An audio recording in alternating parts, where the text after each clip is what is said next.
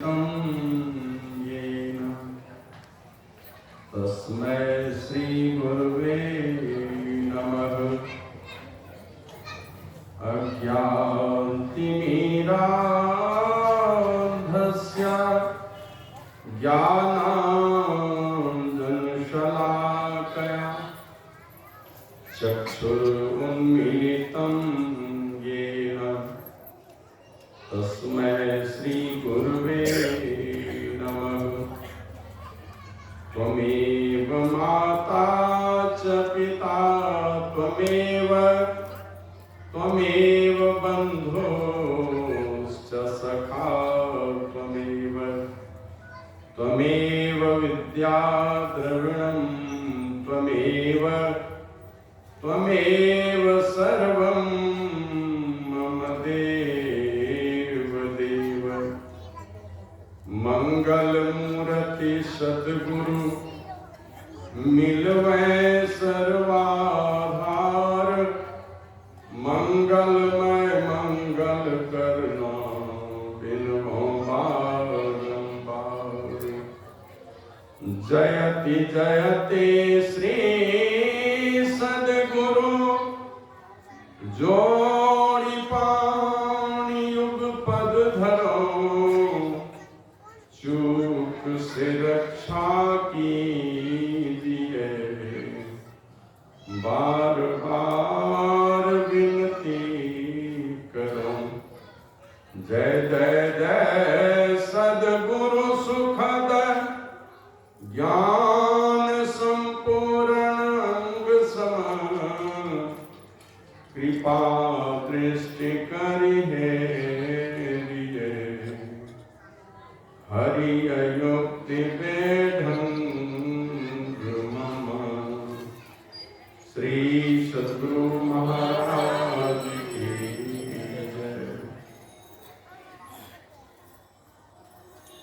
सर्वत्र विराजमान परमात्मा स्वरूप विश्व वंदनीय 20वीं सदी के महान संत प्रातः स्मरणीय अनंत श्री विभूषित परम पूज्यपाद आराध्य देव मोक्षदाता सद्गुरु महर्षि में ही परमहंस श्री महाराज के त्रैलोक पावन युगल चरण कमलों में मैं अनंत अनंत बार नमन निवेदित करता हूँ।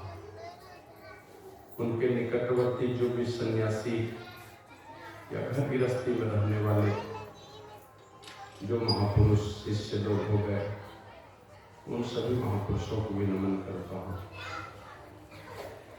अव्यक्त रूप में जो भी संत महापुरुष सत्संग वचनों को सुनने के लिए उपस्थित हैं, वो भी सभी संत महापुरुषों को भी बहुत बहुत बड़ा नमन करता हूँ। इस क्षेत्र के जिला स्तर के, प्रांतीय स्तर के, अखिल भारतीय स्तर के जो भी संत मत के पदाधिकारी हैं, उन सभी पदाधिकारियों समेत जिनके अथक प्रयास से संत मत की ये ज्ञान की गंगा अब तक बहती आई है, उन सबों को भी नमन करता हूँ। साथ ही उपस्थित सत्संग प्रेमी सदात्माओं, भक्तिमती माताओं, धर्मशिला देवी स्वरूपा सती साधवी बहनों, सभी जवान दोस्तों और छोटे छोटे बच्चों को जो भी सत्संग में उपस्थित हैं, बड़े ही आप लोग पुण्यात्मा हैं, बड़े ही आप लोग धर्मात्मा, बड़े ही सौभाग्यशाली। इसीलिए परमात्मा की प्रेरणा हुई और संतों के छत्र छाया में, उनके ज्ञान की छत्र छाया में गोता लगाने के लिए, डुबकी लगाने के लिए इस ज्ञान की गंगा में आप उपस्थित हैं। मैं आप सब लोगों को बहुत बहुत आनंद करता हूँ और सब लोगों से निवेदन करता हूँ कि आप लोग गुरु महाराज की जय घोष उच्च स्वर में करने की कृपा करें। श्री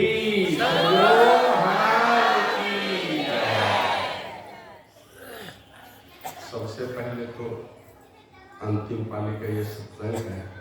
अंतिम पाली में प्रथमतः हम यही कहना चाहेंगे, जो प्रेम बस गुरु महाराज सब चीज छीन ले, अब ये प्रेम नहीं छीने। यही सबके दिल में इसी तरह तरंग, इसी तरह तूफान मारता रहे गुरु का प्रेम। ये प्रेम नहीं छीन ले। तो देखिएगा बहुत लोग, हम लोग बचपन में कहानी सुनते थे ये गलेरिया जाता था भेड़ चराने, तो लगा कि मैं अकेले रहता हूँ, पता नहीं अगर कहीं कोई हिंसक जानवर आ जाए तो देखता हूँ चिल्ला के कोई सुनते हैं कि नहीं सुनते हैं। एक दिन मजाक किया, चिल्लाने लगा ऐसे ही, बचाइए बचाइए, तो बहुत सारे लोग, गाँव के लोग बचाने के लिए आ गए। देखा क्या बात है, बोला ऐसे ही जांच रहे थे कि आप हम लोगों की आवाज़ सुनते हैं कि नहीं सुनते। तो कुछ दिन और गुजरे, तो फिर वो गलेरिया सोचता कि एक दिन तो मजाक कर लिया, फिर दूसरी बार तो मजाक नहीं समझ लेगा, जब जांच के देखना चाहिए। तो दूसरी बार भी उसी तरह आवाज लगा, बचाइए बचाइए, तो गांव के लोग लगा कि हो सकता है इस बार सचमुच में आ गया हो। तो आए बहुत लोग, तो देखे यहाँ कोई बाघ भालू नहीं है, क्यों बोल चिल्लाया है, ऐसे जांच रहे। अब तीसरी बार जो सचमुच में आ गया, अब सचमुच में आया तो गांव वाले आए ही, उनको लगा कि बार बार मजाक करता है, इसलिए कोई नहीं आया, मार के खा गया उसको। तो उसी प्रकार पहले तो विश्वास बुलाते थे तो लोगों को विश्वास होता था, बाद में विश्वास खो गया। तो उसी तरह गुरु का प्रेम आपके ऊपर कृपा किए हैं, बस जितनी पूंजी कमा सकते हैं कमा लीजिए, ये तो पता नहीं ये प्रेम ठहर के रहेगा कि नहीं रहेगा। तो बहुत लोगों को देखें, पहले सत्संग में आते थे, धीरे धीरे धीरे धीरे घर पकड़ लिए, साप्ताहिक सत्संग में भी नहीं जाने लगे। तो ये नहीं है कि आपने सत्संग नहीं छोड़ा, गुरु महाराज समेट लिए अपने तरफ से। तो बस यही प्रेम गुरु महाराज का, यही कृपा गुरु महाराज की बस हम लोगों पर बरसती रहे। दिल में ये दृढ़ प्रतीत और प्रीत ये कभी घटे नहीं, ये सब लोगों के लिए गुरु महाराज से प्रार्थना करते हैं। और आप लोग भी हमारे लिए भी थोड़ी प्रार्थना कीजिएगा, जब पूजा ध्यान कीजिएगा, थोड़ा उसमें हमारा भी स्थान रखिएगा, हमारे कोटे का भी थोड़ा पूजा ध्यान कर लीजिएगा, ये आप लोगों से विनती करता हूँ। कहने सुनने के लिए, सुनाने के लिए तो इस क्षेत्र में गुरु महाराज का आना जाना, कोई सतसेवी बाबा का आना जाना, साहिब बाबा का आना जाना, बहुत सारे संतों के ज्ञान से पटा हुआ ये इलाका है। उन्हीं का ज्ञान, उन्हीं की बातों को सुन सुन करके, और जो शास्त्र गुरु महाराज ने हम लोगों के सामने कर दिए, नहीं तो कहाँ हम लोग वेद और उपनिषद पढ़ पाते। जब सत्संग योग में कुछ पढ़े तब दूसरी पुस्तक वेद मंगा के तो उपनिषद मंगा के उसे भी उधर पढ़ने लगे। रामचरितमानस का प्रसंग सुने तो रामचरितमानस पढ़ने लगे। बहुत सारी बातें समझते भी नहीं थे, लेकिन गुरु महाराज इतने दयालु महापुरुष हुए। अब देखिए गुरु महाराज के जीवन को अगर उलटते हैं हम लोग, जब हम पता चलता था कि कोई महात्मा आए हैं, बस दौड़े हुए वहीं चले जाते थे। कोई बता दे, अंतर साधन करने के लिए कोई बता दे हमको, लेकिन जो पिपासु थे गुरु महाराज, वो बताने वाले को मिलते नहीं थे। तो सैकड़ों नहीं हजारों साधु के पास गए होंगे, और अंतिम में भी आप लोग जानते हैं कि पहले दरियापंथी साधु से दीक्षा लिए, बाद में क्या करते हैं, नहीं उसके पहले उन्हीं के शिष्य थे, नहीं और पहले धीरजलाल गुप्त जी, वो मिल गए गृहस्थ संत। जब उनसे पूछा आप क्या करते हैं, बोला कि हम संत मत की साधना करते हैं। ये संत मत क्या होता है, बोला सारे संतों का जो विचार है, संत किसे कहते हैं, का शांति स्वरूप परमात्मा को जिसने प्राप्त किया है। का कौन कौन संत को मानते हैं, तो 10-20 संत का नाम गिना दिया। का मैं जिस संत को मानता हूँ उसको भी मानते हैं, दरिया साहब को, बोला हाँ हाँ उनको भी मानता हूँ। तब इनको भरोसा जगा, नहीं तो गुरु महाराज तो सोचते थे संत मत वाले जो है ना परमात्मा, ये गुरु को नहीं मानते, यही सोचते थे। और पहले संत मत के विरुद्ध गुरु महाराज की भावना बहुत अच्छी नहीं थी, लेकिन धीरजलाल गुप्त जैसे महापुरुष जब मिले ना, तब इनको भरोसा बढ़ा। और ये कहते हैं हमको समझा दीजिएगा संत मत के विषय में। बोला हाँ, कब समझाइएगा, बोला आपको जब फुर्सत मिल जाए। अब ऐसा गुरु जी तो भूल से मिलते हैं कि विद्यार्थी को जब फुर्सत मिले उसी से मैं पढ़ा दूंगा, वो भी धर्म की बात है। पैसा वाला तो बहुत शिक्षा देने वाला कभी भी पढ़ा देगा, लेकिन धर्म की बात है जहाँ एक पैसा मिलना नहीं है, और वो कहते हैं जब आप आइएगा उसी से मैं पढ़ा दूंगा। तो वो कहते हैं हम तो गुरु जी की सेवा में 12 बजे रात तक जगते हैं, और 12 बजे से 3 बजे तक मेरे गुरुदेव जब सो जाते हैं, तब 3 बजे से फिर सेवा में लग जाता हूँ। ये 12 बजे से 3 बजे तक फुर्सत है। तो बोला आप जब आइएगा उसी से मैं बताऊंगा। तो गुरु महाराज कहते थे 3 महीने तक लगातार मैं उनके पास गया, और 12 बजे रात में जब भी पहुंचा तो लगता था कि वो मेरे लिए तैयार होकर के बैठे हैं, पहले से बैठे हुए हैं। मतलब 3 महीने तक वो क्या कहते हैं, धीरजलाल गुप्त जी समझाते रहे, अब मैं ही दास बैरागी बन करके उनके सामने हाथ जोड़ करके वो शिक्षा दीक्षा की बातें सीखते रहे। और सीखते सीखते जब दिल में बात बैठ गई तो यही गुरु महाराज ने कहा, मैंने समझते समझते समझ लिया कि संतों की छत्र छाया से बाहर जा करके कहीं किसी का भला होने वाला नहीं। इसी को भजन के माध्यम से हम लोग बाबा साईं स्वामी के भजन में सुनते हैं, सत्संग बिना सोचो मानव जग में वह ज्ञान कहाँ होगा, जिस ज्ञान की साया में जाकर अपना कल्याण महा होगा। सत्संग में संत वचन रूपी सत्ज्ञान की गंगा बहती है, उसमें अवगाहन यदि न किया, संतों के ज्ञान की गंगा में डुबकी नहीं लगाया तो सतपथ का ज्ञान कहाँ होगा। सही रास्ता तो यही, संत जो रास्ता बतलाते हैं यही रास्ता है। सारे शास्त्रों को पढ़ करके लिखिए, महाजनो ये निगता सफल। रामचरितमानस पढ़िए, संत संग अकबर कर कामी भवकर्पण। संतों की संगति ही मुक्ति की तरफ ले जाएगी। बाकी जितने कामी पुरुष हैं संसार में संत के अलावे, वो सब अधोगति में ही ले जाने वाला, संगति में ले जाने वाला नहीं। इस प्रकार की बातें हैं। और तब उनको ललक भी, तब कहते हैं हमको दीक्षा दिलवा दीजिए। तो बाबा देवी साहब के पास संदेश आ गया, तो जांचने पर रखने के लिए आया। तो बाबा कबीर के वाणी में कहा कि गुरु नाम है ज्ञान का, शिष्य सीख ले सोए, ज्ञान मर्यादा बाने जाने बिना गुरु और शिष्य न हो। मतलब गुरु के पास ज्ञान नहीं है और शिष्य के पास गुरु की मर्यादा नहीं है, तो न गुरु गुरु है न शिष्य शिष्य है। तो ये सोच करके बाबा देव साहब ने जांचने पर रखने के लिए कहा भेजा कहीदास जी को। कब मेरा एक शिष्य रहता है, कौन, वो भी अभी देखते हैं बहुत सारे साधु को लगता है गृहस्थ से कुछ नफरत करते हैं, है ना, ऐसा है लोगों को। लेकिन दल बहादुर बाबा कहते थे संत मत को चलाएगा कौन, गृहस्थ चलाएगा या विरक्त चलाएगा, जो साधनशील होगा वही चलाएगा संत मत। तो यही सोच करके राजेंद्र बाबू के पास भेजा कि मेरा एक शिष्य रहता है। और वो राजेंद्र बाबू भी कौन थे, वकालत करते थे, दिन रात तो क्या धंधा है उनका आप सोच सकते हैं। लेकिन जैसे कीचड़ में कमल रहता उसी प्रकार राजेंद्र बाबू का जीवन था। जब उनसे जाकर के दीक्षा है, जैसे महर्षि वेद व्यास ने अपने बेटे को कहा ना सुखदेव मुनि को, अरे जा रहे हो तपस्या करने, जाकर दीक्षा ले लो। कहाँ जाऊं दीक्षा लेने के लिए, तो भेज दिया गृहस्थ के पास में, राजा जनक के पास में भेज दिया। इनके अभिमान को चूर करने के लिए वहां पर भेजा था। तो वही सोच करके राजेंद्र बाबू के पास भेजा। और राजेंद्र बाबू से सीखने के बाद में जब बाबा देवी साहब के दर्शन हुए हैं गुरु महाराज को, तो राजेंद्र बाबू ले जा करके गुरु महाराज को उनके सामने में कर दिए। बोला अब आपका लाल मैं आप ही को सौंपता हूँ, आपका आदेश हुआ था तो मैंने बता दिया था। और राजेंद्र बाबू कभी प्रणाम करने भी नहीं दिए। बोले नहीं नहीं, आप बैरागी हैं, आप सन्यासी हैं, मैं घर गृहस्थी वाला हूँ, आप मुझे प्रणाम मत कीजिए। लेकिन जो रास्ता दिखाने वाले होते हैं वो पिता तुल्य होते हैं। तो गुरु महाराज कभी उस गुरु का अपमान नहीं किए, सब दिन माथा टेक के धरती को ही प्रणाम कर लेते थे। और इस प्रकार बाबा देवी साहब के जब जीवन में उनकी क्या करते हैं, जीवन की बागडोर सौंप दी। फिर अनेकों साधु महात्माओं का घूमते घूमते खोजते खोजते कहाँ मिले बाबा देवी साहब। इसको देहाती भाषा में कहते 3 रुपये खन देते हुए एकदम घूमते फिरते गुरु महाराज पूर्णिया के सिकली कर धरारा में। और बाबा देवी साहब कहाँ मिले, खोजत सदगुरु भेटी गेला शहर मुरादाबाद। और मुरादाबाद भी जाइएगा तो खोज नहीं पाइएगा, है ना। वो कौन हाथी मंदिर की क्या वो कहिएगा तब खोज पाइएगा। महल्ला अताई से ज्ञान प्रकाश, वहां से ज्ञान का प्रकाश हुआ। तो गुरु महाराज पहले गुरु खोजे। और हम लोग बहुत मेहनत नहीं किए गुरु महाराज को खोजने। गुरु महाराज चेला भी खोज करके निकाले, गांव गांव में बैलगाड़ी से पैदल चल चल करके।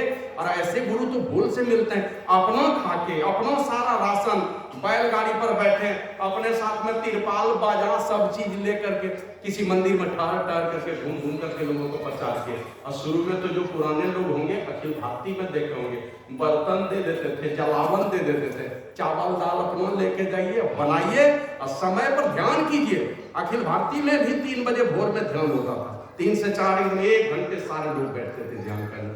तो गुरु महाराज हमारे इतने दयालु हुए, पहले तो गुरु खोजा मेहनत करके, बाद में सब चेला चटिया खोज करके निकाल लिया। और अब तो ये स्थिति हमारे जीवन में, जिधर जाइए हर जाति में हर पार्टी में एक से एक नए नए साधु हो रहे हैं। एकदम नया नया साधु, इतना बढ़िया बढ़िया बोलने वाला है अभी संत मत में। बस यही मौका नहीं मिला उनको, मौका आएगा तो संत मत कहीं गड़बड़ाने वाला नहीं है, एकदम गुरु महाराज की कृपा से और जाएगा, ऊंचाई की ओर बढ़ेगा।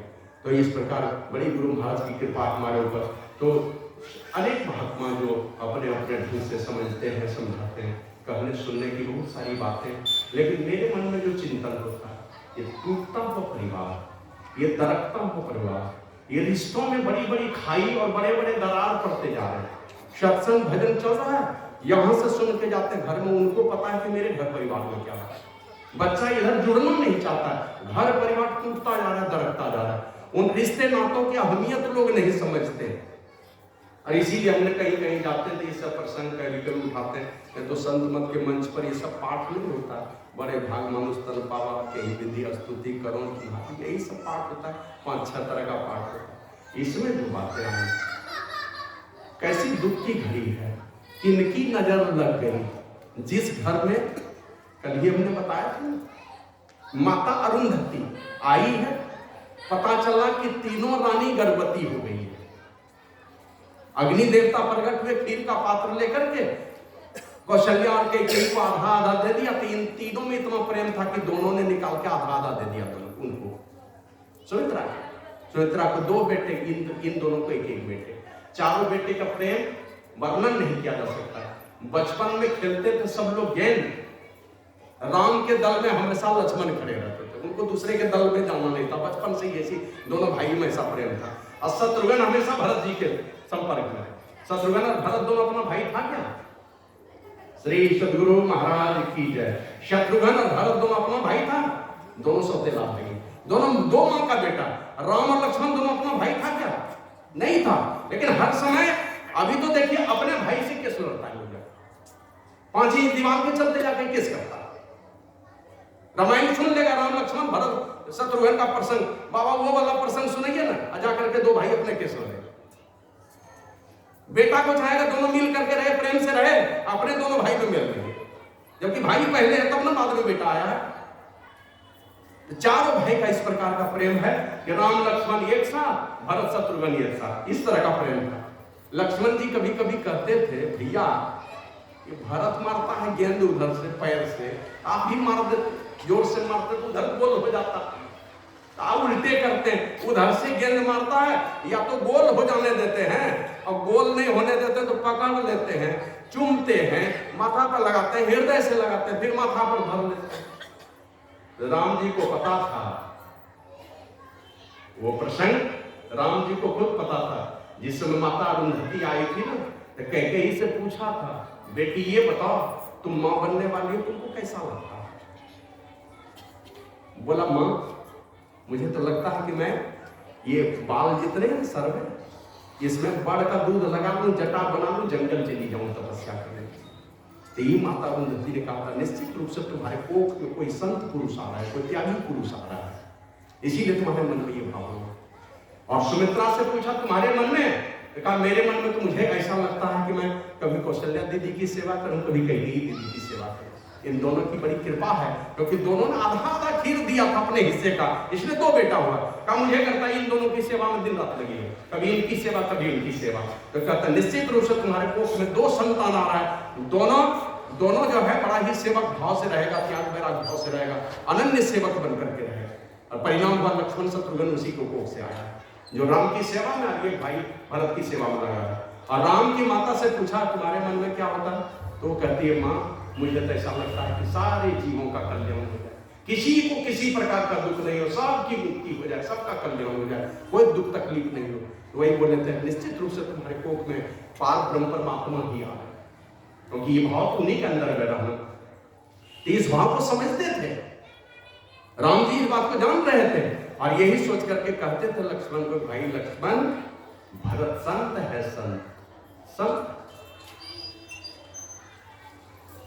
और संत जब लात मारे, उनकी लात लगे कि बात लगे, जब लात मारते था कोई चीज को, तो लात, संत की लात लग जाए तो लात मारने लायक नहीं है, पैर लगाने लायक नहीं है, वो तो सदैव हृदय से लगाने लायक है, चूमने लायक है, माथा पर रखने लायक है। तो भरत संत है, उसके द्वारा मारा गया गेंद फिर लात मारने लायक नहीं है, वो तो अपने सर पर रखने लायक। इस प्रकार उनकी लात लगे कि बात लगे, किसी भी प्रकार जो लग जाए। आप जानते हैं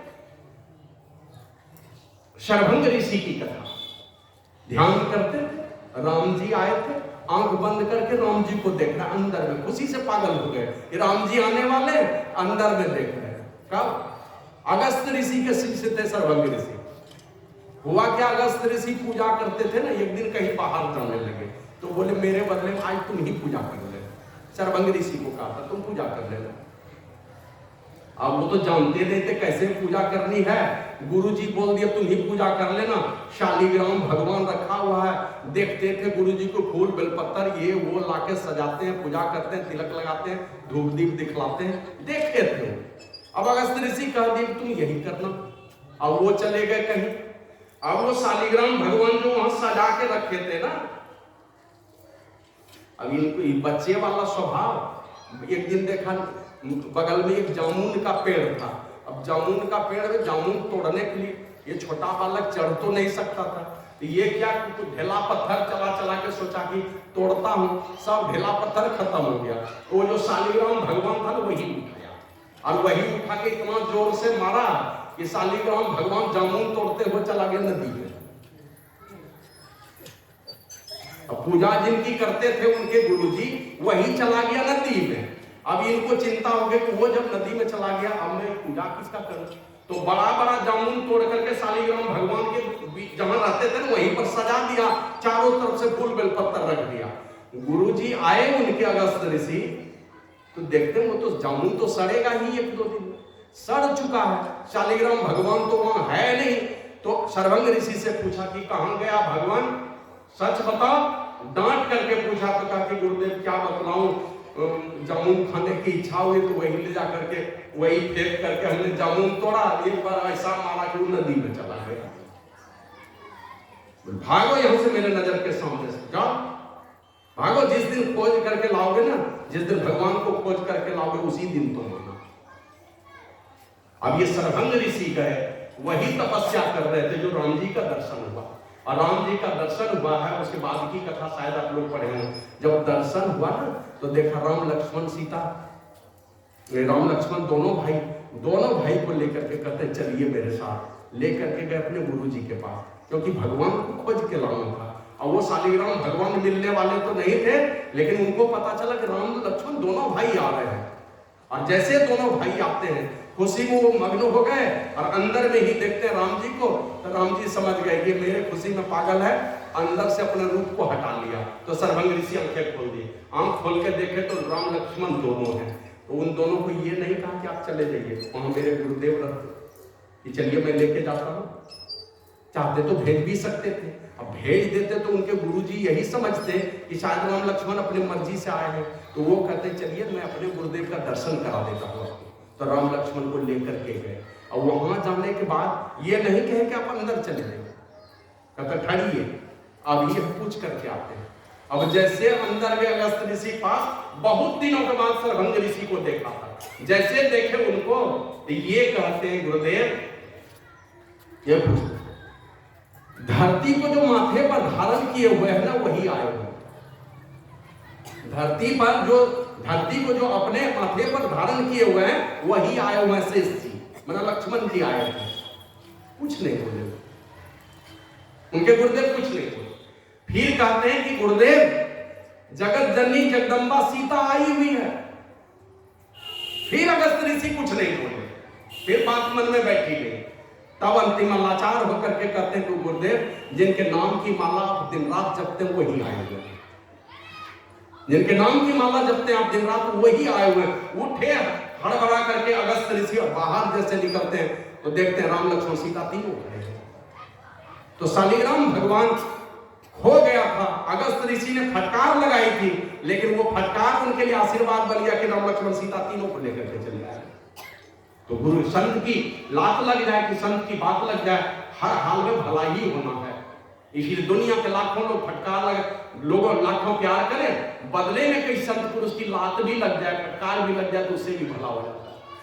आप लोग जानते हैं पूज्य श्रीधर बाबा को गुस्सा करके देते थे, ये खड़ाऊ दे करके गुरु महाराज गुस्सा देते थे, जाके उधर जंगल में बैठ करके फूट फूट करके रोते थे। लेकिन वही गुरु महाराज भी शाम को पकड़ के नुन्नू बाबू कह करके लाते थे, और कह करके फिर खिचड़ी पकवाते थे, भोजन बनवाते थे, अपने भी खाते थे, श्रीधर बाबा को भी खिलाते थे। इस प्रकार का जीवन था गुरु महाराज। तो इसलिए राम लक्ष्मण भरत शत्रुघ्न का ये प्रेम था। वो कहते थे भरत संत है संत, उसकी बात लग जाए कि लात लग जाए, उससे दुनिया का भला ही होता है। वो लात मार दिया जिस गंज में, वो लात मारने लायक नहीं, वो तो अपने हृदय से लगा लिया। इस प्रकार चारों भाई का प्रेम था। लेकिन नजर किनकी लग गई, कल हमने चर्चा किया था। वो मंथरा कौन थी? राजा के यहाँ से दहेज में आई थी कैकेयी के साथ। बड़े घराने में बीवी है। मारवाड़ी समाज में हम लोगों को कभी कभी देखने को मिलता कि दासी भेजा था। ये दासी जिसकी कोई कीमत नहीं उस घर में, एकदम प्यार और सहकार से भरे हुए घर में एक दुश्मनी की बहुत बड़ी दीवार खड़ी कर। लेकिन उस समय चारों भाई की सूझबूझ और चारों की धर्म पत्नी का प्यार और सहकार और समर्पण उस दुश्मनी की दीवार को भी ढा दिया, ध्वस्त कर दिया, चलने नहीं दिया। पर समय आया है, चारों भाई का प्रेम पूर्ण व्यवहार, ये जीवन चल रहा था। चारों भाई खेलते खाते, बीच में राम लक्ष्मण को उठा के विश्वामित्र मुनि लेकर के चले गए। 22 वर्षों पर लौटे, माना 25 वर्ष के हो गए तब लौटे थे अयोध्या। और इन 22 वर्षों में विश्वामित्र मुनि ने सारा ज्ञान, कोई भी साधु के पास जाइए, कहता है जूता सिलाई से चंडी पाठ सब चीज जानता है। आप कोई साधु को देखें, कोई भी अच्छे साधु भोजन बनाने जानता है, कपड़ा सिलाई करने जानता है, कपड़ा प्रेस करना वो जानता है, कपड़ा धोने के लिए जानता है। जितना बढ़िया वो कपड़ा समेटेंगे, शायद आप समेट सकेंगे कि नहीं सकेंगे, मैंने कोई काम ऐसा नहीं। और जरूरत पड़ी तो जूता सिलाई भी कर लेंगे और अंतिम में चंडी पाठ भी कर देंगे। तो चारों भाई को विश्वामित्र मुनि के पास जाकर के वो संरक्षण मिला महापुरुष का, सारे विद्या से निपुण होकर। अब कैसी विद्या भर दिए कि चाहे कितना हो बड़ा ऊंचा पद हो तो अभिमान नहीं, और दुख का दिन भी देखना पड़े तो आंखों में आंसू नहीं। राज तिलक होने वाला है, एक दिन डेट बदला था राजा दशरथ, एक दिन तारीख बदल दिया राज तिलक का, पूरी रामायण बदल गई। एक दिन तारीख बदला था, गुरुजी बोले कल कर दो, एक दिन तारीख बदल दिया, फलाने दिन। एक दिन में सब उलट पुलट हो गया। और ये सब उलट पुलट हुआ।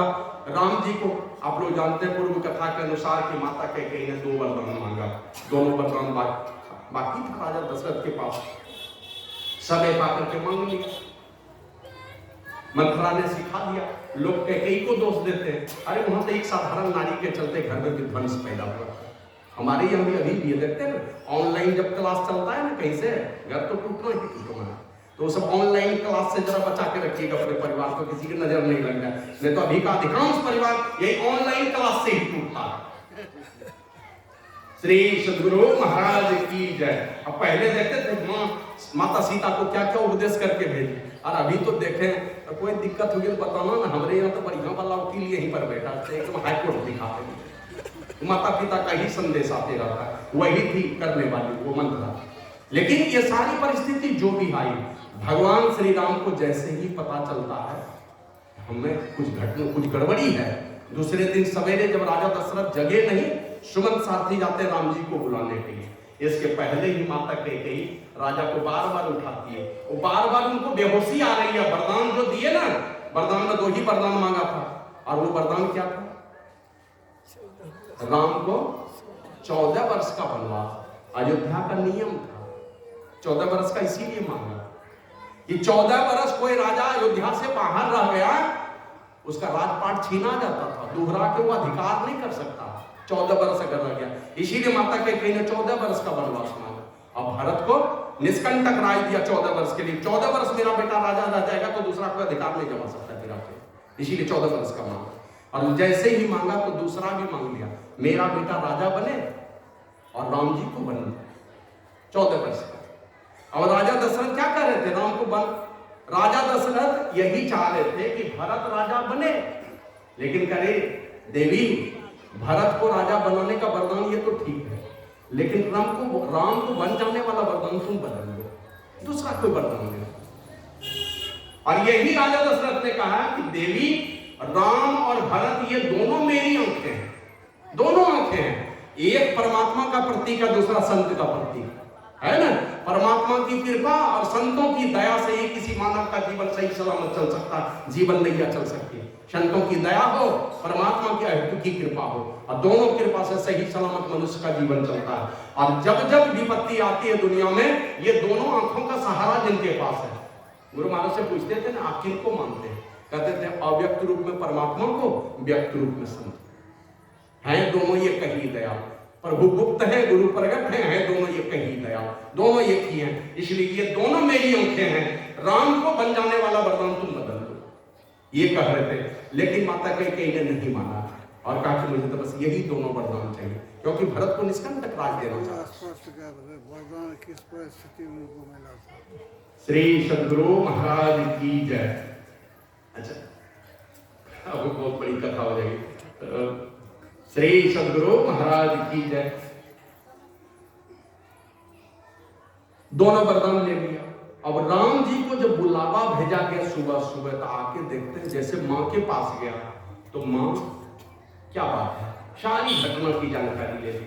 कहा कि 2 वरदान मेरे बाकी थे, क्या करूं?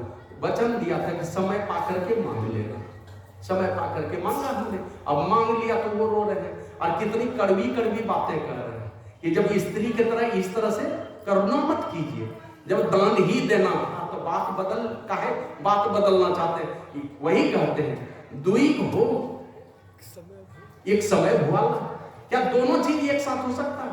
हंसब ठठाओ और फुलाओ, हंसब ठठाई फुलाओ गाल, तो दोनों एक साथ कैसे होगा? ठठा के हंसेंगे भी और गाल भी फुलाएंगे, दोनों एक साथ कैसे हो सकता है? दानी कहाऊ आरु कृपनाई, एक तरफ दानी भी कहलाना चाहते हैं, दूसरी तरफ कंजूसी भी करना चाहते हैं। दानी कहाऊ आरु कृपनाई होई की स्वयं कुशल रोता है। कब वीरता में कहीं कुशल क्षेम भी होता है, जब वीरता दिखानी है तब तो गर्दन उठता है वीरता दिखाने में। जैसे देखा लव कुश ने ललकार दिया श्री राम को, क्षत्रिय धर्म है, उठाओ उठाओ तीर धनुष उठाओ, सब उपदेश मत करो उनको। तो वीरता में कहीं कुशल क्षेम नहीं होता। तो उसी प्रकार ये ठठा करके हंसना गाल फुलाना दोनों एक साथ नहीं हो सकता है। दानी कहलाना, कंजूसी भी दिखलाना, उसी प्रकार वीरता में कुशल क्षेम दिखलाना, कुशल क्षेम पूछना, ये दोनों एक साथ नहीं हो सकता। ये सारी बातें हो रही थी कि राजा जी उठिए और अपने जो वचन दिए हैं वो पूरा कीजिए, स्त्रियों की तरह करुणा मत कीजिए। और कहते कहते एक क्या कहते, सारा वेद और वेदांत का ज्ञान जिस बात में छिपी हुई है वो माता कैकेयी कहती है, तनु तिय तनय धाम धन धरनी सत्य संध कहत्री संधरनी। ऐ राजा जी, जो सत्य प्रतिज्ञ लोग होते हैं, परमात्मा को जो प्राप्त करना चाहते हैं, सत्यता का आचरण करते हैं, उस सत्य परमात्मा को जो प्राप्त करना चाहते हैं, अर्थात जो मुमुक्षु पुरुष हैं, उसके लिए ये 6 चीज क्या क्या? तनु माने शरीर, तिय पत्नी, तनय बेटा बेटी संतान जिसको कहते हैं, धाम धन और धरनी। धाम माने घर द्वार, धन माने सोना चांदी हीरा जवाहरात जगह जमीन, और धरनी माने धरती जो जगह जमीन आपके पास। सत्य संग का तीन संवरणी, सत्य प्रतिज्ञ लोगों के लिए घास के समान कहा है। राजा हरिश्चंद्र सपने में देखे कि हमने विश्वामित्र को दान दिया तो दे दिया। प्रहलाद का पोता राजा बलि, वामन भगवान सामने में आए, बोले बस 3 डेग जमीन दे दो, हाथ में गंगा जल लेकर के संकल्प करके दे दिया। बगल में उनके गुरु शुक्राचार्य खड़े कि मत दो, वो छलिया है, वो तुम्हारा राजपाट लेकर के इंद्र को दे देगा। कहा बस, कहा कि गुरुदेव मैं उसी का पोता हूँ। आप जानते हैं मैं किन का पोता हूँ? कल मेरे दादाजी असुर कुल में पैदा हुए थे, लेकिन सारे देवता आदर करते थे, सारे असुर आदर करते थे और सारे मानव आदर करते थे मेरे दादाजी का। ऐसे धर्मात्मा लोग थे, सब आदर करते थे। अब मैं उसी का पोता हूं, उनकी पगड़ी नहीं झुकने दूंगा। जैसा मेरे दादाजी ने किया वही करूंगा। हम अपने द्वार पर आए हुए किसी साधु सन्यासी को वापस नहीं जाने देंगे, मुंह मांगा चीज देंगे। और उसी में वर्णन है कि जिस प्रकार कोई भी शेर चलता है तो दूसरे जानवर के द्वारा मारे गए जीव को नजर घुमा के भी नहीं देखता, उस मांस को नहीं खाता। उसी प्रकार जिसको अपने खानदान की, अपने पूर्वज की चिंता है, जिनको धर्म की चिंता, वो कभी अधर्म की उंगली पकड़ के नहीं चलता, चाहे लाख प्रलोभन उनके ऊपर पड़ जाए। इस प्रकार की बात है। वही राम जी को बुलाया गया और राम जी आते हैं तो माता कैकेयी से सारी घटना की जानकारी मिल जाती है। तो माता कैकेयी को कहा कि माँ, ये छोटी मोटी बात से तुम चिंतित हो गई, पिताजी दुखी हो गए, यही छोटी मोटी बात से। अरे मेरा भाई भरत राजा बन जाएगा, ये तो मेरा भाग्य है। श्री सद्गुरु महाराज की जय। जब मेरा भाई भरत राजा बन जाएगा, दुनिया में मेरी कीर्ति फैलेगी, लोग यही कहेंगे अयोध्या के राजा का ये बड़ा भाई है। मैं जाता हूं अपने ही इलाके में कभी सत्संग करने, जिधर मेरी जन्मभूमि है, तो वहां जाने के बाद लोग क्या कहते जानते हैं, वो जो मास्टर साहब है ना जगदीश बाबू, उन्हीं का ये छोटा भाई है। लेकिन अखिल भारती के मंच पर चले जाएंगे, कहीं सत्संग में चले गए मेरे बड़े भाई, तो हमको लगता है 100-200 महात्माओं को भैया भैया करके वो जानता श्रद्धानंद का बड़ा भाई है।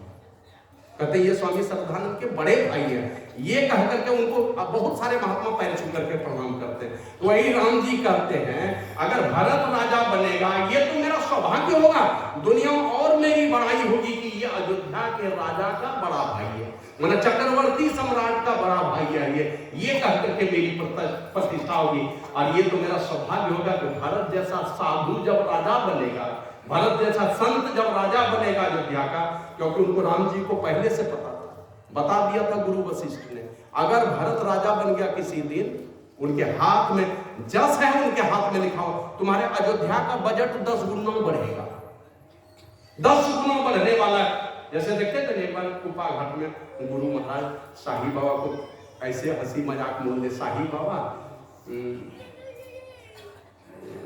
तो दुर्योधन जैसे है। अब ये जो बोले तो बाबा दुखी हो गए, इतने सरल हृदय महात्मा बोल दिए दुर्योधन। तो देख लिए गुरु महाराज, तो शाही बाबा को बुला के कहते शाही बाबा आप नहीं समझे, दुर्योधन के हाथ में बड़ा जस था, कुछ पैसा लाके तिजोरी में रखता था, कहीं खजाना में रखता था ना, वो डेढ़िया बढ़ जाता था।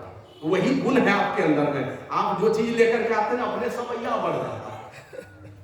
वो एक कथा सुने, भानुमती का पिटारा राजा विक्रमादित्य के पत्नी के पास था, और वो राजा विक्रमादित्य के पत्नी के पास जो पिटारा शायद मैके से मिला था, उस पिटारे में हाथ डालती थी ना, सोना चांदी हीरा जवाहरात घटता ही नहीं था, भरा हुआ ही रहता, वो पिटारा था उनके पास में। तो उसी प्रकार वो गुण था। वशिष्ठ मुनि ने बता दिया था भरत अगर राजा बनेगा तो अयोध्या का बजट 10 गुना हो जाएगा, पूंजी बढ़ जाएगी। अब कैसे पूंजी बढ़ गई, तो कल भी चर्चा हम थोड़ा चर्चा किए थे। वो चर्चा यही थी कि जब राम जी वन को गए हैं, लौट करके आए हैं तो गणना करवाए, जैसे पता करो तो कितने लोग हैं, अभी जिस दिन गए थे उस दिन कितने लोग थे, अभी आए हैं तो कितने लोग हैं, तो पता चला एक आदमी घटा है, मात्र एक आदमी, वो थे राजा दशरथ, वो मरे थे। और आपको पता है ना, जब इतने बड़े संत ही आकर के राजा बने हुए, तो मजाल है जमराज को आके घुस जाएगा। हम लोग अपने गुरु महाराज के जीवन में 1-2 घटना हम लोग जानते हैं। गुरु महाराज की बड़ी बहन जाने लगी दुनिया से, झूलंदाई, वो गुरु महाराज को याद करती थी, क्योंकि अपने पाली थी उनको बचपन से, 4 साल के थे उसी समय से, तो याद करती थी अपने भाई को। तो गुरु महाराज को पता चला तो चले गए अपनी बड़ी बहन के, और वहां गए तो देखे, वहां दिल्ली से जाकर बात किए। अब बात करके गुरु महाराज कहते हैं हम कुछ जानना पड़ेगा यहाँ से। तो लोग कहते हैं हुजूर प्राण अंत नहीं हुआ है दीदी का, अपने माँ जैसा मानते थे उनको। हमारे क्षेत्र में एक महात्मा है अभी, मताल बाबा योगी राज श्यामाचरण लाहिड़ी के संस्था में दीक्षा लिए थे, बाद में शाही बाबा उनको संन्यास दिए। और मेरे संन्यास लेने के 9 दिन पहले वो संन्यास लिए, 21 दिसंबर को। वो एक बार गुरु महाराज और उनकी बड़ी बहन दोनों गए हुए थे मेरे क्षेत्र में, एक घर में बैठे थे, और वो मताल बाबा उस समय जवान थे, उधर से आए और पहले गुरु महाराज की बड़ी बहन को प्रणाम कर दिया। अब प्रणाम करके बाद में गुरु महाराज के पास जैसे जाके माथा टेके हैं, तो गुरु महाराज कहते हैं माँ से आशीर्वाद मिलिए गेलो तो बेटा से की मिले अच्छा, माँ की बगल में, मतलब गुरु महाराज की बड़ी बनती कि माँ से आशीर्वाद मिल ही गया, अब बेटा के पास क्या लेने के लिए आया है। तो इस प्रकार का भाव था अपनी बड़ी बहन के विषय में। और ऐसे भी ब्रह्म वैवर्त पुराण में 12 प्रकार की माँ की चर्चा है। एक तो अपनी माँ है जिसने जन्म दिया, एक दुग्ध पान कराने वाली, जब अपनी माँ को दुग्ध नहीं होता तो दूसरी माँ पान कराती है, वो भी माँ है। दाई माँ है, सौतेली माँ है, बड़ी माँ है, छोटी माँ जिसको चाची कहते हैं, मामी है, मौसी है, फूफा है, बड़ी भाभी है और बड़ी बहन है। इस सब को माँ का दर्जा प्राप्त है। तो गुरु महाराज अपनी बहन को बड़ी अपनी माँ जैसा मानते थे। दर्शन करने गए और कहते हैं कि अब हम चलते हैं, अब हमको जाना पड़ेगा। तो लोग कहते हैं हुजूर थोड़ी देर रुक जाइए, प्राण अंत हो जाएगा तब चले जाइएगा। तो गुरु महाराज कहते हैं हम नहीं जाएंगे तो मेरे दीदी का प्राण अंत ही नहीं होगा। मन कोई जमदूत जमराज किसी की औकात नहीं है कि मेरे दीदी के प्राण को हर कर ले जाए मेरे सामने। तो गुरु महाराज घुमा के बोले मेरे सामने में रहने से मेरे दीदी का प्राण अंत ही नहीं होगा।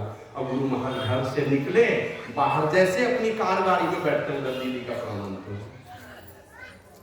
तो भरत जी जैसे संत हैं राजा, और उसके राजत्व काल में एकमात्र राजा दशरथ मरे थे, वो भी उनके आने के पहले मर गए, एक भी आदमी घटा नहीं। और जन्म लेने की बात जब जनगणना करवाए कि कितने लोग अभी जिंदा हैं, इस बीच में कितने लोग बढ़े हैं, तो पता चला एक भी नहीं बढ़े।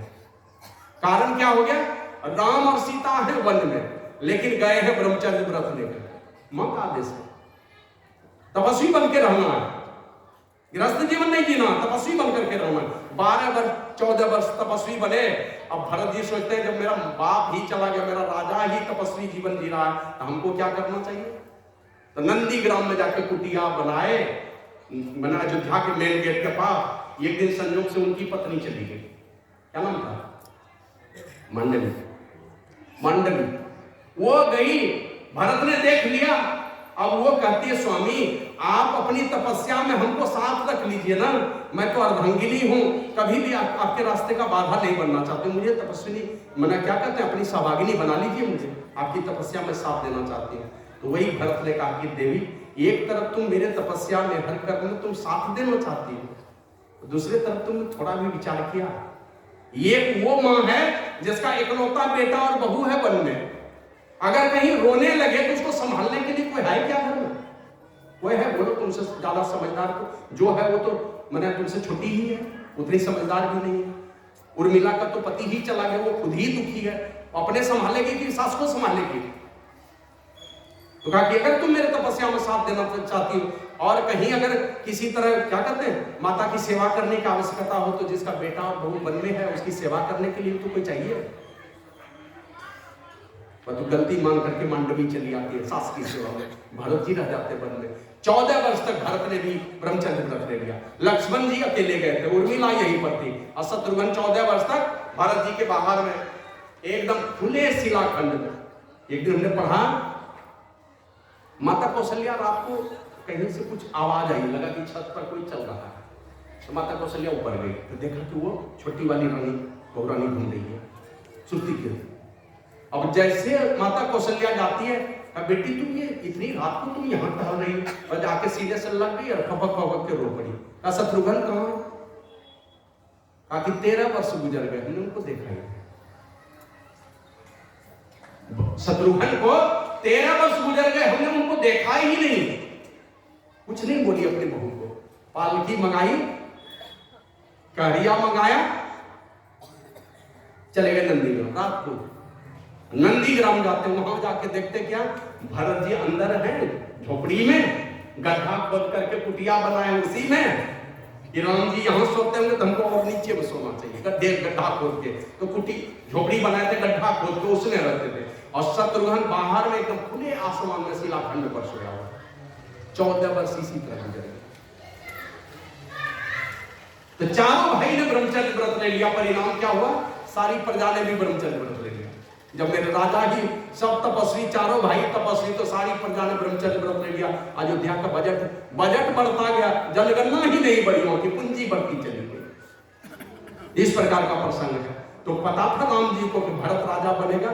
और दूसरी बात है, राम जी को यह भी पता था, मतंग मुनि कह करके गए, वचन दिया है ना, या रावण का भी नाश करना है, जंगल जाना है, तो मतंग मुनि जो बात कह करके गए कि संत वचन पलटे नहीं, पलट जाए ब्रह्मांड, सारा ब्रह्मांड पलट सकता है लेकिन संत का वचन नहीं पलटेगा। मतंग मुनि के कह करके गए कि सबरी तुम यही पढ़ा, और हमारे ऊपर तुम्हारे चलते बहुत बड़ा कलंक लगा है, बहुत बड़ा कलंक हमने ढोया है। कल ही बता रहे थे ना कि शादीशुदा लड़की अब ससुराल से पति ने भगाया कि नहीं भगाया वो पता था क्या मतंग मुनि को? जंगल में चली गई थी, बाद में सारी घटना की जानकारी मिली कि पति ने छोड़ दिया था जंगल में। कहा कि तुम्हारे चलते हमने बहुत बड़ा कलंक ढोया है। जवान लड़की को हमने अपने आश्रम में रख लिया, साधारण साधु की हिम्मत नहीं हो सकती है। अभी तो खैर सवाल ही नहीं उठता, कोई भी बढ़िया साधु नहीं रखना चाहता है, न अपने रखना चाहेगा। मतंग मुनि ने रखा कि हमने बहुत बड़ा कलंक धोया है, जिस दिन राम जी का जन्म होगा तुम्हारी कुटिया में सब ऋषि मुनि को छोड़ करके तुम्हारी कुटिया में आएंगे, उसी दिन सारा कलंक धुल जाएगा, तुम यही करो। वो कैसे पूरा होगा, उसको पूरा करने के लिए जाना है। शरभंग ऋषि की हड्डियां सूख चुकी है दर्शन की लालसा में, उन उस प्रतिज्ञा को पूरा करने के लिए जाना है। गौतम ऋषि की पत्नी अहिल्या का उद्धार करना, ये सारी बातें हैं। बहुत सारी बातों को लेकर के वो बन जाना स्वीकार करते हैं। और दूसरी तरफ एक बात है, वो जानते थे मेरे पिताजी हैं तो धर्मात्मा को, लेकिन आदत है पिताजी को गलत। वो आदत क्या, शिकार खेलने की। रात में गए शिकार खेलने, दिन में शौक नहीं पड़ता तो रात में गए, शब्द भेदीवान चला करके, उनको नहीं पता था कौन मर जाएगा, तो उनको पता था। अभी के समय में देखिए, हम लोग जहाँ झारखंड में रहते हैं बहुत सारा पहाड़ है, इधर बिहार में तो नहीं है, पहाड़ पर रहने वाला कोई आदमी भी नहीं हुआ, हमारे उधर बहुत पहाड़िया लोग रहते हैं। अब दिल्ली में बैठ करके और वो झारखंड के पहाड़ पर रहने वाले वनवासियों के विषय में कुछ नहीं, क्या कहते हैं, कोई बजट नहीं बनाया जा सकता। तो राम जी को लगा कि अगर हम अपनी प्रजा का दुख हरण करना चाहते हैं, उसके बीच में जाना, गरीब और लाचार लोगों को बीच में दिन गुजारना पड़ेगा। ये नहीं कि एक दिन जाकर के, क्या कहते हैं, एक दिन जाकर के खा लिया उनके साथ में तो गरीबी का एहसास हो जाएगा, रहना पड़ेगा उनके साथ में। तो 14 वर्ष 5,500 से अधिक जातियां थी, उनके बीच में जाकर के डेरा डाला, सब लोगों को मुख्य धारा में लाकर के जोड़ने का काम किया। और आप लोग पूरे रामायण को पढ़ करके देखेंगे तो राम जी 14 वर्ष में किसी भी बड़े राजा के नहीं गए, कोई बड़े राजा के, बड़े राजा के जिनके यहाँ गए उनका सफाया ही किया उन्होंने, मतलब अभिमानी लोग जो थे सबका नाश कर दिया, मटिया मेट कर दिया, और छोटे छोटे लोगों के घर में जाकर के उनके स्वाभिमान को बढ़ाने का काम किया। रामायण में बहुत सारा उदाहरण मिल जाएगा आप लोगों को, चाहे केवट का प्रसंग हो कि सबरी का प्रसंग हो, ऐसा बहुत सारा प्रसंग है, चाहे सुग्रीव से दोस्ती करनी जा करके, इस प्रकार की घटना। तो ये जो राम जी को इस सारी घटना की जानकारी थी, और यही सोच करके कि यहाँ ये क्या कहते हैं, विषयों का साम्राज्य है, इन साम्राज्य में रह करके उन साधु संतों के दर्शन से जो पुण्य बटोरा जा सकता वो नहीं बटोरा जा सकता। ये सोच करके 14 वर्षों के लिए, और आप लोग सुनते हैं वो एक महात्मा हुए थे, श्री सदगुरु महाराज की जय, वो कड़वे प्रवचन गाते थे टीवी पर, जैन मुनि तरुण सागर जी बड़े कड़वे प्रवचन करते थे। उनसे किसी ने पूछा, महाराज हम लोग घर गृहस्थी वाले लोग हैं, हम लोगों के लिए कुछ कर्तव्य बताइए, हम लोगों के लिए कुछ कर्तव्य बतलाइए। तो बोले हर गृहस्थ को साल में 1 महीना किसी तीर्थ में जाके, किसी साधु संत के पास जाके, किसी आश्रम में जाकर के 1 महीना बिताना चाहिए। तो कहते हैं कि हुजूर ये 1 महीना हम लोग घर गृहस्थी वाला घर छोड़ के रह सकेंगे लगातार? तो बोले 15-15 दिन करके 2 बार जाओ, 1 बार नहीं जा सकते। हुजूर ये 15-15 दिन 2 बार जा सकेंगे? कब 2 बार नहीं जा सकोगे, कम से कम 15 दिन तो जरूर जाओ, घर के सुख समृद्धि से बाहर निकालो अपने को। और नहीं तो एक दिन आ रहा है, माटी ओढ़न, माटी बिछावन, माटी के सिर होना, एक दिन ऐसा होगा बंदे माटी में मिल जाना। गद्दा पर सो करके आदत बिगाड़े है ना, जरा साधु के पास नीचे फर्श में जाकर के सो के देखिए, आदत लगा लीजिए। और नहीं तो ऊपर खबर लकड़ी बिछा देगा, उसी पर आपका शरीर रख देगा और ऊपर से और लकड़ी लाद करके नीचे से आग लगा देगा। आदत लगा लीजिए पहले। एक महात्मा को कहा कि बाबा ये जो ध्यान करते हैं, ये बांस का टटिया बना लिए, बांस फाड़ करके बत्ती होता है ना, बत्ती ठोक ठोक करके, वो तो ऊबड़ खाबड़ होता है, उसी पर बैठ के ध्यान करते थे। बाबा शरीर को इतना कष्ट क्यों देते हैं? बोला कष्ट इसीलिए देते हैं कि एक दिन ऐसा आएगा, नॉर्मल लकड़ी पर जब ला देगा तो उस समय बिछौना लगा के नहीं आन देगा, तो ये ऊबड़ खाबड़ में उसी का अभ्यास कर रहे हैं। अभी से जब ऊबड़ खाबड़ में सो के जलना आए तब ये अभ्यास लगा देते हैं। सदगुरु महाराज। तो भगवान श्री राम वही अपने माता के पास जाकर के माँ से सारी बातों की जानकारी ले ली, और यही माँ को कहा, माँ सुनो जननी सो सुख बड़भागी, ऐ मेरी माँ वो बेटा बड़भागी है, जे पितु मातु वचन अनुरागी, जो माता पिता के वचन का अनुरागी है, माता पिता के वचन का जो अनुरागी वो बड़भागी बेटा।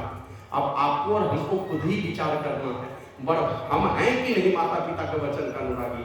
बचपन में हम लोग एक कथा पढ़ते थे, कई माताएं चली जा रही थी, तो एक माँ कहती रही, बहन जानते हो मेरा बेटा तो कोयल की वो आवाज भी बेकार है उसके सामने, कितनी सुरीली आवाज में गाता है। तो दूसरी माँ कहते मेरा बेटा, वो तो हिरण को मात कर दे, इतनी तेज दौड़ लगाता है मेरा बेटा। तो तीसरी माँ कहती मेरा बेटा ऐसे चाल चलता है जैसे हाथी मात खा जाए, ऐसे मत वाले चाल में चलता है। अब ये चौथी माँ थी, उससे पूछा करे बहन तुम्हारे बेटे में कोई खूबी नहीं है क्या? बोला नहीं मेरा बेटा तो सीधा साधा, कोई खूबी नहीं है उसको, कोई गुण नहीं है। सब चली जा रही है, एक लड़का आया एकदम खूब बढ़िया सुरीली आवाज में गाते हुए चला गया, तो उसकी माँ कहते देखो यही मेरा बेटा। एक लड़का तेज दौड़ लगाते हुए गया, तो उसकी माँ कहते देखो है ना हिरन जैसी मेरे बेटे की चाल, यही मेरा बेटा। एक लड़का हट्टा कट्टा आया, मत वाले चाल से चलता हुआ पार हुआ, तो उसकी माँ कहते देख लो है ना हाथी भी मत खा जाए मेरे बेटे के सामने। और जो माँ बोली थी मेरे बेटे में कोई खूबी नहीं है, उसका भी बेटा आया और सीधे माँ के पास गया। सब माँ अपने माथे पर पानी का घड़ा लेकर के जा रही थी।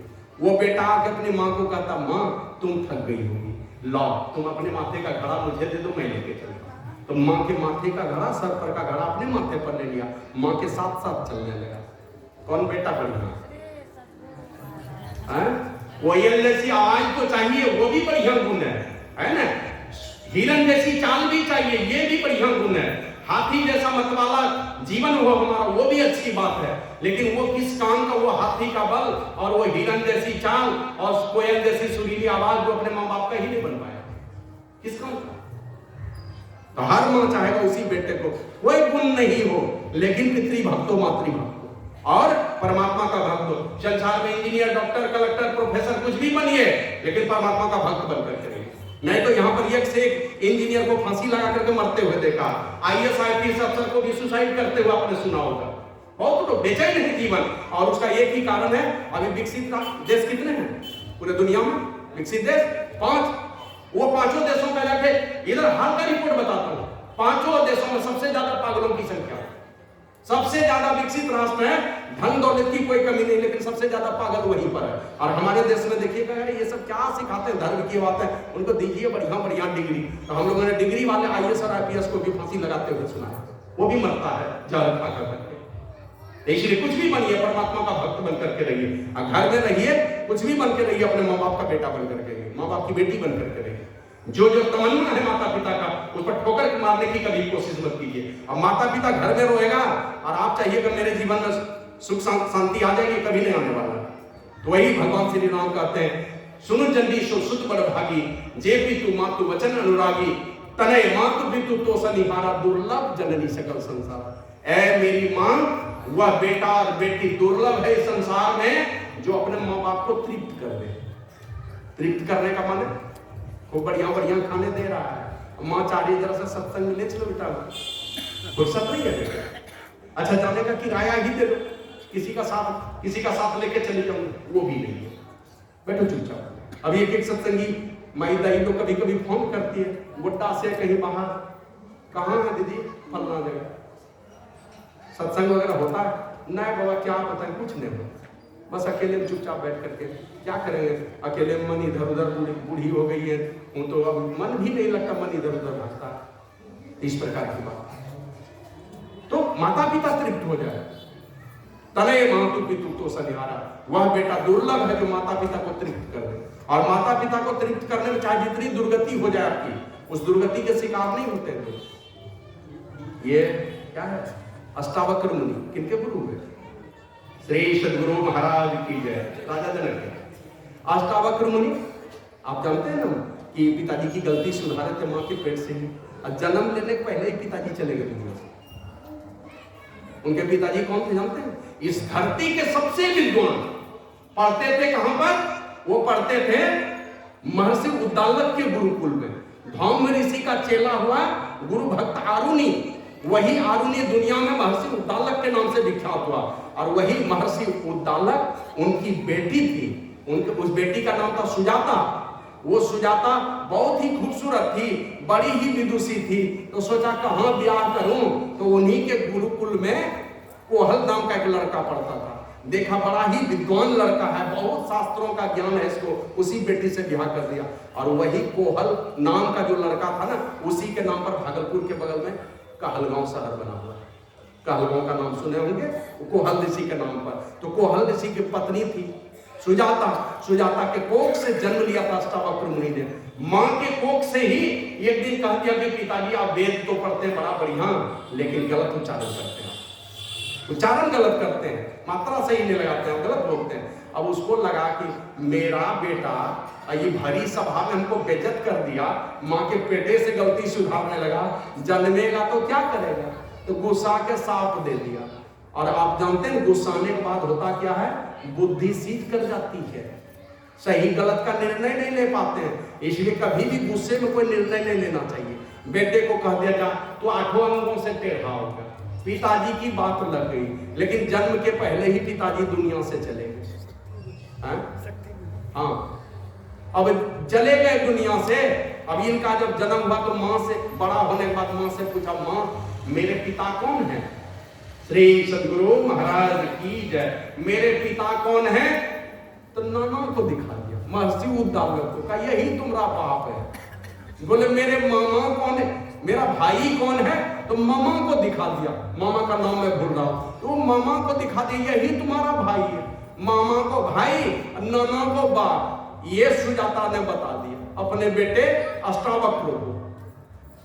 अब यही जानता था, लेकिन कुछ बड़ा होने के बाद पता चला अष्टावक्र को कि जिसको हम बाप मान बैठे, वो मेरा बाप नहीं, वो तो मेरा नाना है, और वो मेरा भाई नहीं, वो तो मेरा मामा है। तो माँ से पूछता, माँ सच सच बताओ मेरे पिताजी कौन है? तब पिताजी के विषय में बतलाया कि बेटा तुम्हारे पिताजी इस दुनिया में नहीं है। क्या हुआ मेरे पिताजी को? बोला कि तुम्हारे पिताजी इस धरती पर के सबसे बड़े विद्वान थे, और वो गए थे शास्त्रार्थ करने के लिए राजा जनक के दरबार में। और वहां शास्त्रार्थ करने के लिए गए तो वहां पर ही एक बंदी था। वो बंदी इतना तेज और इतना चतुर और इतनी विद्या वाला था कि जो भी जाता था विद्वान आदमी उससे शास्त्रार्थ करवाता था। और शास्त्रार्थ करने के लिए गया, जो हार जाता था ना उसको सीधे जिंदे पानी में डुबो देता था, समुद्र में ले जाके फेंक देता था। तो वही तुम्हारे पिताजी को समुद्र में फेंक दिया, पानी में डूब करके तुम्हारे पिताजी की मृत्यु हो गई है। बोले जब ये बात है तो मैं भी जाऊंगा उसी बंदी से क्या कहते हैं शास्त्रार्थ करने के लिए। और अष्टावक्र मुनि कुछ बड़ा हुआ, वही राजा जनक के दरबार में गया। तो राजा जनक 2-4 प्रश्न करके समझ के देख लिए कि ये बहस करने लायक है कि नहीं, उससे देख लिया कि ये जवाब देने लायक ठीक ठाक है, बस वही पहुंच गए उसी बंदी से शास्त्रार्थ करने। और शास्त्रार्थ करते करते सैकड़ों प्रश्न उससे किया था, ये इन्होंने जवाब दिया, ये प्रश्न करते थे तो वो जवाब देते थे, वो प्रश्न करते थे ये जवाब देते थे। अब देते देते सैकड़ों प्रश्न के बाद एक ऐसा प्रश्न कर दिया कि वो बंदी हार गया। अब हार जैसे गया तो तुरंत डर के मारे सर झुका लिया, लाज से झुकाया, बाद में डर लगने लगा। वही अष्टावक्र ने कहा, अब बताओ उठा के फेंकवा दूं पानी में? तुमने मेरे पिताजी को फेंकवा दिया ना, मैं भी फेंकवा दूं? मैं भी फेंकवा सकता हूं, लेकिन ऐसा करूंगा नहीं, क्योंकि साधु का ये काम नहीं है। साधु का काम नहीं है बदला लेना, मैं ऐसा नहीं करूंगा। लेकिन ये तुम बताओ मेरे पिताजी कहां हैं, बताओ। तो बोला कि तुम्हारे पिताजी मरे नहीं है, तुम्हारे पिताजी को हमने अपने पिताजी पास, वरुण देवता के पास भेज दिया, वहीं पर है तुम्हारे पिताजी का, मंगवाओ मेरे पिताजी को। अब पिताजी को बुलाया गया, सामने में जैसे आए, जिस पिताजी ने 8 अंग से टेढ़ा होने का श्राप दिया था, है ना कोहल ऋषि ने, जैसे सामने में लाया तो माथा टेक करके उनको प्रणाम किया अष्टावक्र ने। जैसे प्रणाम किया, मस्तक पर हाथ रखा पिताजी ने, और हाथ रख करके कहा कि बेटे तू चला जा समंगा नदी में स्नान करके आ। अब समंगा नदी हो सकता है इस धरती पर कभी रहा हो, का समंगा नदी में स्नान करके आ, ये सारा अंग प्रत्यंग तुम्हारा सुडौल हो जाएगा। तो समंगा नदी में स्नान करके उधर से जैसे निकले हैं तो अष्टावक्र मुनि देखते सर हाथ पैर सब सीधा हो गया। तो पिताजी का साप भी वरदान बना दिया बेटे ने अपने कर्म के प्रताप से, पिता को तृप्त करके। परशुराम ने अपने पिताजी के कहने पर रेणुका का गर्दन ही काट दिया अपनी मां का, कहा कि कोई बेटा मेरा बात नहीं मानता, तुम करो। पिताजी का इतना भक्त था कि परशुराम ने अपने मां का ही गला काट दिया। अब पिताजी पूछते हैं कि तुम वरदान मांगो, कहा कि पिताजी आपके कहने पर तो हमने मां का गला काट दिया, अब जब वरदान मांगने के लिए कहते हैं बस यही वरदान दीजिए, मेरी मां को ठीक कर दीजिए, मेरी मां को ठीक कर दीजिए। इतना कहना था कि फिर से रेणुका का, उनकी माता का गर्दन फिर सही सलामत हो गया। तो पिताजी के आदेश पर मां का गला काटा, लेकिन पिताजी से वरदान मांग के फिर मां को ठीक करवा दिया। तो माता पिता का श्राप वो कभी भी आपको दुर्गति में जाने नहीं देगा, अंत तक वो सदगति का ही लक्षण है, सदगति की ओर ही पहुंचाता है। माता पिता और गुरु ऐसे हैं। तो वही भरत जी का अपने माता को तनय मातु पितु तो सनिहारा दुर्लभ जननी सकल संसार, जो माता पिता को तृप्त कर दे, माना संसार में भी सुख हो, खाने पीने का सुख हो, लेकिन उसका आध्यात्मिक जीवन भी कहीं दुर्गति में जाने लायक नहीं हो, उससे भी बचाना चाहिए अपने बाल बच्चे को। और उसी विषय में महर्षि वेदव्यास ने लिखा है, जो 4 प्रकार के पुत्र की चर्चा की है पुराण में। बोले जो अपने माता पिता की भावनाओं को समझ करके उनके आदेश का पालन करता है वो उत्तम पुत्र है। माता पिता क्या चाह रहे हैं, क्या भावना है उनकी, लगता है कि मेरे माता पिता सत्संगी, इनको पहुंचा देना चाहिए सत्संग में, इसको तीर्थ करने के लिए भेज देना चाहिए। भावना का आदर करके जो उनके आदेश का पालन करते हैं वो उत्तम पुत्र है। और जो आदेश मिलने पर आदेश का पालन करते हैं, कहा माने बेटा ऐसा करो, मां इसलिए कर देते हैं, तो आदेश मिलने पर जो आदेश का पालन करे वो अधम पुत्र होते हैं। और आनाकानी करके जो मां बाप के आदेश का पालन करे उसको अधम पुत्र कहते हैं। और जो मां बाप का आदेश का पालन ही नहीं करे, महर्षि वेदव्यास ने लिखा, वो पुत्र नहीं है, मां बाप का मल मूत्र है। श्री सदगुरु महाराज की जय। मल मूत्र समझ रहे ना, पखानों पेशाब है, वो पुत्र नहीं है, मल मूत्र है वो माता पिता का। तो वही भरत जी कहते हैं, तृप्त करने का मतलब कि संसार में रहे। बहुत ऐसे लोगों को देखेंगे, माता पिता को खाने नहीं दिया और खूब बढ़िया घर में मूर्ति बना करके पूजा कर रहा है। खाने नहीं मिला, खूब एकदम श्राद्ध के दिन खूब भंडारा कर दिया, है ना। माँ का जय जयकार कीजिए, बाप का जय जयकार कीजिए, जय जयकार होना चाहिए। लेकिन ये तो पता कीजिए कि माता पिता मर करके कहाँ गए। जीवन काल में अगर गलती हुई, कुछ नहीं कर पाए अपने माता पिता के लिए, मर के कहां गए, तो अपने पूर्वजों के निमित्त कभी सत्संग तो करा दो। एक बार भी एक माता पिता दादा दादी किसी के नाम से, एक भी पूर्वज के नाम से अगर इस प्रकार का आध्यात्मिक अनुष्ठान साल में एक बार कर लेंगे, चाहे छोटा कीजिए कि बड़ा कीजिए, गरुड़ पुराण में लिखा है, यमराज की उपस्थिति में सप्तऋषि को बुलाया जाता है। और सप्तऋषि को बुला करके यमराज की उपस्थिति में उनके सारे पूर्वजों को बुला के सम्मानित किया जाता है, आदर दिया जाता है, सम्मान समारोह आयोजित करके। और उस सम्मान समारोह में मुख्य अतिथि कौन होते हैं? सप्तऋषि। अध्यक्ष कौन? मतलब जिनकी अध्यक्षता में वो है यमराज स्वयं। और अपने सामने में सप्तऋषि को बुला के उनके सारे पूर्वजों को सम्मानित किया जाता है।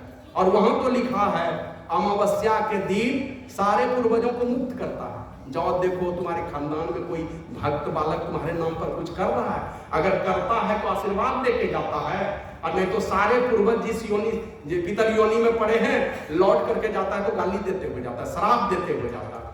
और अगर कुछ अच्छा कर दिया अपने पूर्वजों के नाम पर, अगर आपने कुछ कर दिया, वर्ष में एक बार भी कर देंगे तो सारे पूर्वज आपको आशीर्वाद दे करके जाएंगे। ये भी कभी लोग नहीं कर सकते, जीवन काल में नहीं कर सके। कम से कम अभी सत्संगी बना, अभी तो घर में कीजिए, तो साल गुजर जाता, कभी इन बातों की चिंता नहीं होती। तो वही भरत जी कहते हैं, वो बेटा तनय मातु पितु तो सनिहारा दुर्लभ जननी सकल संसार, ऐसा बेटा संसार में दुर्लभ है जो माता पिता को तृप्त कर दे। तो कुछ भी कीजिए। इसके विषय में भगवान श्री राम ने बात कही थी लक्ष्मण को। जब लक्ष्मण भरत जी के साथ में, राम जी के साथ में जा रहा है, तो लक्ष्मण राम जी और लक्ष्मण जी को राजा दशरथ ने कहा है, ए राम, अब तो सारे सेनापति का तू कमांडर है, सब सेना है तुम्हारे कब्जे में, मेरे कब्जे में नहीं है। तुम हमको गिरफ्तार करके जेल में डाल दो, बन जाओ तुम राजा। मैं कहता हूं फौज तुम्हारे पास में, तुम उसके सेनापति हो, मुझे गिरफ्तार करवा के जेल में डलवा दो और तुम राजा बन जाओ। लक्ष्मण भी कहता है, भैया कौन होता है ये मेरे पिता, ये स्त्री के अधीन हो गए हैं, उनके प्रेम जाल में फंसे हुए हैं, इसीलिए आपको वन में जाने का आदेश दे रहे हैं। हम लोग अभी जाकर के उसको अरेस्ट करेंगे, गिरफ्तार करेंगे और जेल में डालेंगे। हम लोग सब भाई जब आपको राजा बनाने के लिए तैयार हैं, और अयोध्या की कोई प्रजा नहीं चाहती कि राम राजा नहीं बने, सब चाहती है कि राम राजा बने, तो ये पिताजी कौन होते वन में भेजने वाले। ये बात जो कहे ना, बस राम जी खिलखिला कर हंसते हैं, कहते हैं लक्ष्मण धन्य हो तुम। ये सूर्य वंश, ये क्षवाकु वंश का ये खानदान, हमारे सारे पूर्वज कितना हंसते होंगे कि ये धर्मात्मा राजा चक्रवर्ती सम्राट, जिनको देवता भी बुलाते थे अपने पास में, ऐसे चक्रवर्ती सम्राट थे। और इतना धन दौलत था कि शायद कुबेर भी लगा जाए, इंद्र को भी नजर रहती थी अयोध्या के संपत्ति पर, इतनी संपत्ति थी। और तू उस पिता को देख के हंसता है। अरे उनके पास तो दो संकट है। संकट क्या है? एक तरफ अगर माता को वचन दिया है नहीं पूरा करता है तो पति का धर्म होता है, और दूसरे तरफ पुत्र का मोह है उनके सामने, राज धर्म है उनके पास में, दोनों धर्म में बंधा हुआ, इसलिए वो कुछ बोल नहीं पाता है। तो क्या करूं, पिताजी को नरक में जाने दूं? और वही कहा था उन्होंने, हे लक्ष्मण, माता पिता दुराचारी ही क्यों नहीं, ये कहा था पिताजी कितना ही दुराचारी हो, समाज ने उसका बहिष्कार भी कर दिया है, समाज ने बहिष्कार कर दिया मेरे माता पिता को। कहा पिताजी कितना दुराचारी हो और समाज ने भी बहिष्कार कर दिया है, फिर भी पुत्र पुत्री का यह कर्तव्य होता है उस पिता की पूजा करें, क्योंकि वो तो प्राण दाता है हमारे लिए, प्राण देने वाले हैं। कल महाभारत का प्रसंग हमने सुनाया, अपने शुभ कर्मों से मां को खुश कर लो तो धरती माता खुश हो जाएगी, उसका आशीर्वाद मिलेगा। अपने शुभ कर्मों से पिता को खुश कर लो तो ब्रह्मा जी खुश हो जाएंगे, और अपने शुभ कर्मों से गुरु को खुश कर लो तो सारा ब्रह्मांड खुश हो जाएगा। ये बातें हैं। और फिर राम जी आगे बढ़ते हैं तो अपने पिताजी के पास जाते हैं और पिताजी को कहते हैं कि पिताजी काहे इतना दुखी होते हैं, क्यों दुखी हो रहे हैं आप? और वही उनको कहा, चारी पदार्थ करतलता, चारों पदार्थ अर्थ धर्म, ये धन जन्म जगती तलता सु, पिता ही प्रबोध चरित सुनी जासु। ए मेरे पिताजी, जिस बेटे का कृत्य सुन करके पिताजी का सीना एक बित्ता फूल जाए, मैंने गदगद हो जाए पिताजी जब अपने संतान के कृत्य को सुन करके, पिता ही प्रमोद चरित सुनी जासु, पिता गदगद हो जाए बेटे का चरित्र सुन करके, उसका जन्म लेना ही धन्य है। हमारे कृत्य को सुन करके मेरे माता पिता खुश हो, जिस लोक में पड़े होंगे हमें देखते होंगे, अगर वो खुश हो रहे हैं तो निश्चित रूप से हमारा जन्म लेना धन्य है। और यहाँ तो देखिएगा जन्म लेगा, अब बेटा क्या करेगा, पढ़ा लिखा दिया, जाकर के शराब पी के नाली में गिरेगा, उल्टा पुल्टा जाके पराई माँ बहन के साथ इज्जत के साथ खिलवाड़ करता चलेगा। उस माँ पर क्या गुजरता होगा जिस माँ ने उसको जन्म दिया है। लगा जाए उस माँ का दूध जिसने जन्म दिया उस बेटे को, जो इस प्रकार का कृत्य करता। फिर कहते हैं जिस बेटे का चरित्र सुन करके पिता गदगद हो जाए, इस बेटे का जन्म लेना धन्य हो जाता है। और ऐसे बेटे के मुट्ठी में चारों पदार्थ है, चारी पदार्थ कर तलता के, उस बेटे के मुट्ठी में चारों पदार्थ है। क्या क्या? अर्थ धर्म काम मोक्ष। और अभी का बेटा बेटी को क्या क्या चाहिए? चार चीज में दो चीज नहीं चाहिए। अर्थ चाहिए और सब कामना चाहिए, सारी इच्छा पूर्ति हो जाए। धन चाहिए और सारी इच्छा हमारी चले, माँ बाप की कुछ नहीं चले, जो हमने कह दिया बस वही चलनी चाहिए। माँ बाप मूर्ख है, और दो चीज छूट गया, धर्म और मोक्ष, ये दोनों